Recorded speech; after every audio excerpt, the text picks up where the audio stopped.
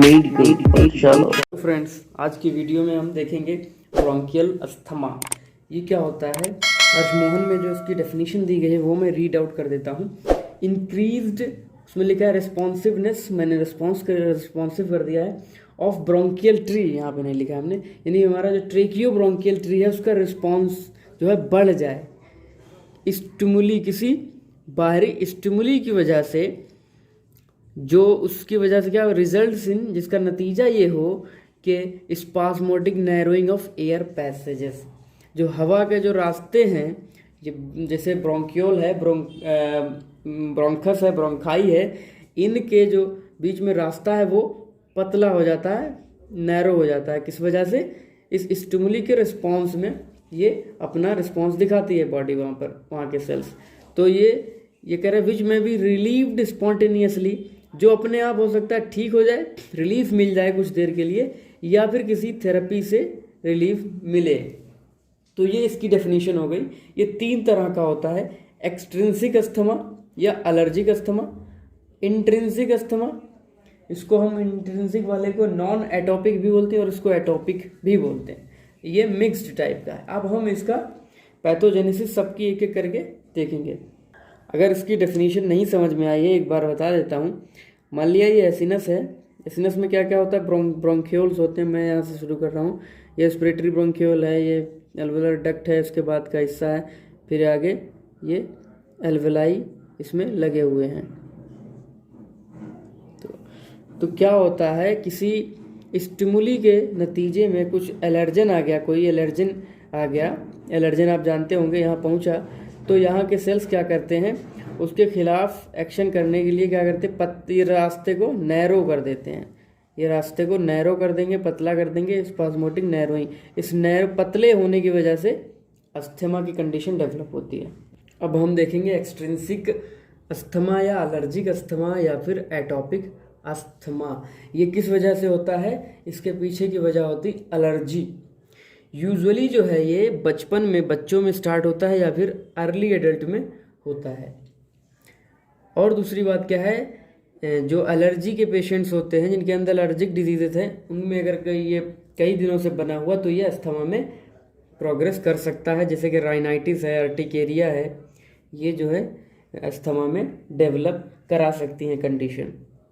तीसरी चीज़ क्या है कि जो एलर्जन है वो हमारे बॉडी में पेशेंट के इन्हेलेशन के थ्रू जाते हैं, सांस लेने पर अंदर चले जाते हैं। जैसे पॉलन है या एनिमल डेंडर है, ये सब चीज़ें एलर्जन होती हैं। हर व्यक्ति में अलग अलग एलर्जन जो है काम करते हैं।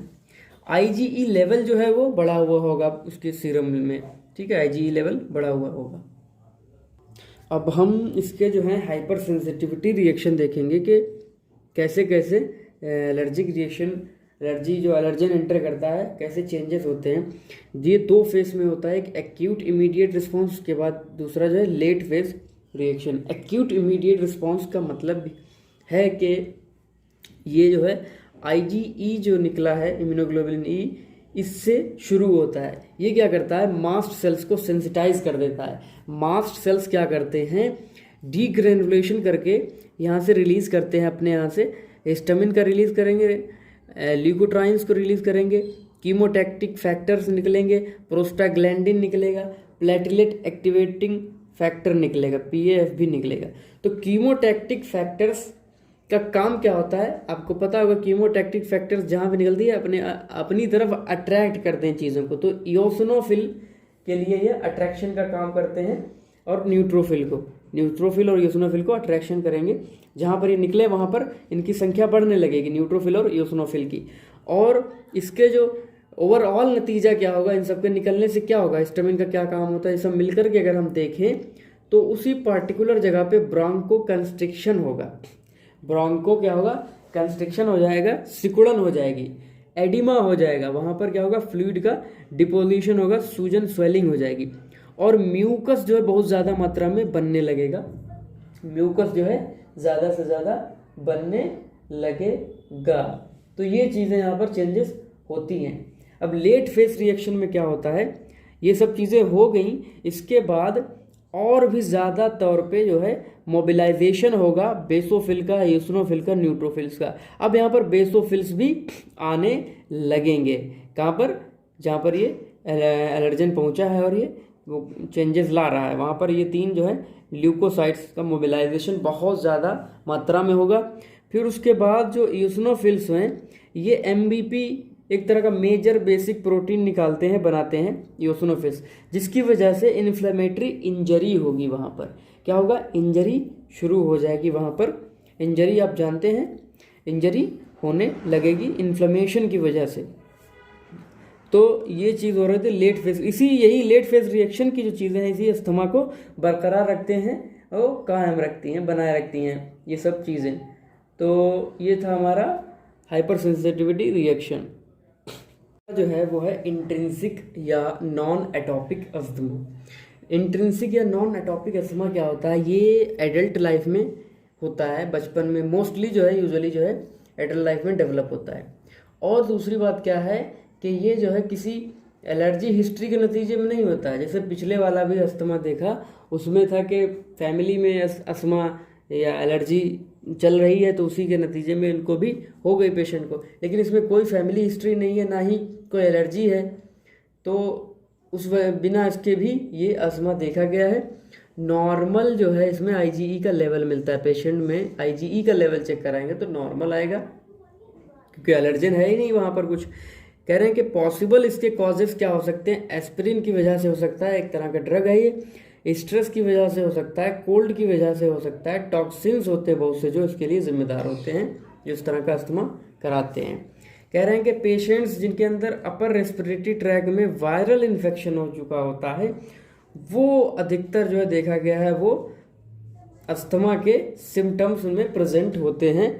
ठीक है, तो उनमें अस्थमा के सिम्टम का कॉम्प्लेक्स दिखाई देता है, और कभी कभी यही बहुत दिनों तक बना रहा तो ये अस्थमा इस तरह का हो सकता है, डेवलप हो सकता है। इसके मार्फोलॉजिकल फीचर्स देखते हैं तो पहला है क्या, क्रॉसली में लंग्स जो होंगे हमें वो ओवर डिस्टेंडेड बहुत दिखाई देंगे, बहुत ज़्यादा फूले हुए दिखाई देंगे। और क्या होगा, ब्रोंकाई और ब्रोंक्यूल्स का ऑकल्जन होगा, वहाँ पर ऑब्स्ट्रक्शन दिखाई देगा। किस वजह से? म्यूकस प्लग्स वहाँ पर इकट्ठा होंगे। जैसे कि ये मान लिया ये ब्रोंकाई है तो इसमें क्या होगा, म्यूकस भरा हुआ दिखाई देगा। अब माइक्रोस्कोपिकली फीचर्स देखेंगे। माइक्रोस्कोपिक फीचर्स में क्या होगा, म्यूकस प्लग्स होंगे कहाँ पर? रेस्पिरेटरी एपिथेलियम में। सॉरी, म्यूकस प्लग की जब स्टडी करेंगे तो उसमें रेस्पिरेटरी एपिथेलियम दिखाई देगी, जिसके अंदर कर्चमैन्स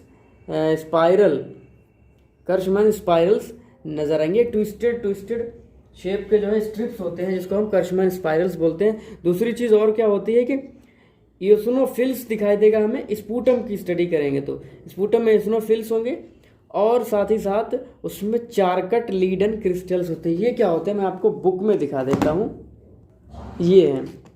तो इसको स्टडी करने पर क्या होगा, ये कर्चमैन स्पाइरल्स होते हैं ट्विस्टेड शेप के, और ये डायमंड शेप के जो दिखाई दे रहे हैं ये चारकट लीडन क्रिस्टल्स होते हैं। ये चारकट लीडन क्रिस्टल्स ईओसिनोफिल से ही डिराइव्ड होते हैं। ठीक है, ये कर्चमैन स्पाइरल्स इस तरह से होगा। अब ब्रोंकियल वॉल में क्या क्या चेंजेस होंगे? ब्रोंकियल वॉल का जो बेसमेंट मेम्ब्रेन होगा वो मोटा हो जाएगा, थिकेंड हो जाएगा, वहाँ एडिमा होगा, और इन्फ्लेमेशन के जो सेल्स होंगे, इन्फ्लेमेटरी इन्फिल्ट्रेट वहाँ पर नजर आएगा। जैसे लिम्फोसाइट है, प्लाज्मा सेल्स हैं, ईओसिनोफिल्स हैं, ये सब इकट्ठा होंगे। और दूसरी चीज़, सब म्यूकोसल ग्लैंड्स की हाइपरट्रॉफी हो जाएगी। क्लिनिकल फीचर्स पर आते हैं। क्लिनिकल फीचर्स में डिस्निया होगा। अच्छा, इसका जो अटैक होगा अस्थमा का वो कुछ मिनट से लगा करके कुछ घंटों तक हो सकता है कुछ मिनट में ही ख़त्म हो जाए, रिलीफ मिल जाए अपने आप, या हो सकता है घंटों तक बना रहे। इसमें क्या क्या होता है, डिस्निया होती है, सांस लेने में डिफ़िकल्टी होती, कफ खांसी आती है, और वीजिंग होती है। वीजिंग क्या होती है, जब पेशेंट सांस लेता है या बाहर निकलता है सांस, चाहे इन करे आउट, तो एक हाई पिच वॉइस सुनाई देती है, घरघराहट जैसी आवाज़ आती है। आपने देखा होगा, सुनी भी होगी ये आवाज़ अस्थमा के पेशेंट में। घरघराहट की आवाज़ इसलिए आती है कि रास्ता जो है वो पतला हो चुका है।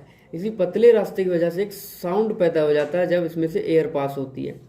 सीरियस कंडीशन जब इसकी होती है, जब ये कंडीशन, इसका जो अटैक है बहुत खतरनाक है और बहुत लंबे समय तक बन गया, तो उस कंडीशन को हम बोलते हैं स्टेटस अस्थमैटिकस। ठीक है, इसकी डायग्नोसिस इस बेस पर की जाती है कि ब्लड लेवल में उसका जो है, ब्लड का जो है इस्नोफिल्स बढ़े हुए होंगे, इसको इस्नोफिलिया बोलते हैं।